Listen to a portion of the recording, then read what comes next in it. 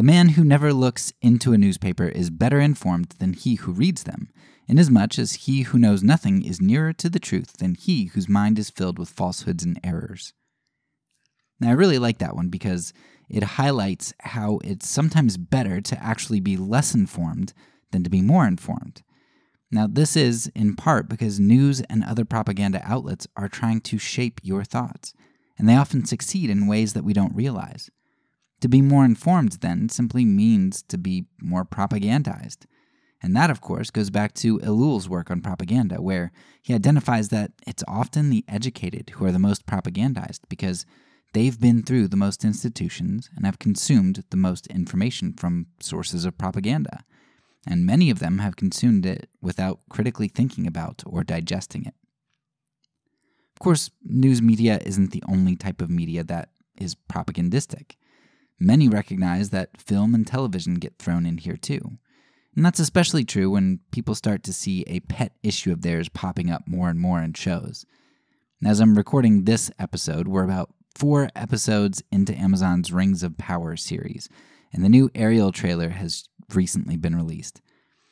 There is a sad number of people who are upset with black representation in both of these cases.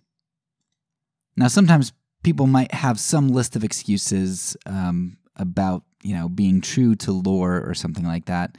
And, every once in a while, those arguments might make some sense. But by and large, the fury over the representation of black people runs much deeper for most complainers, I think. Consciously, or probably more so in the deeply ingrained and trained and discipled subconscious of these people, they recognize the power of representation, even in depictions of fictitious characters from a fantasy world. There is a power that comes in being represented. We don't just see this negatively in the reactions of whites to fantasy flicks, but also in the reactions of minorities to seeing a superhero or protagonist who represents them. You can find plenty of heartwarming YouTube videos with young black boys who exude pure joy about Black Panther when it came out.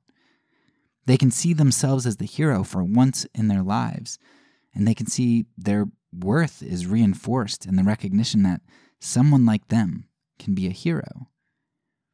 Most people often focus on the propaganda that's centered around ideas that they don't like. Like, as I mentioned earlier, the inclusion of black characters in a film.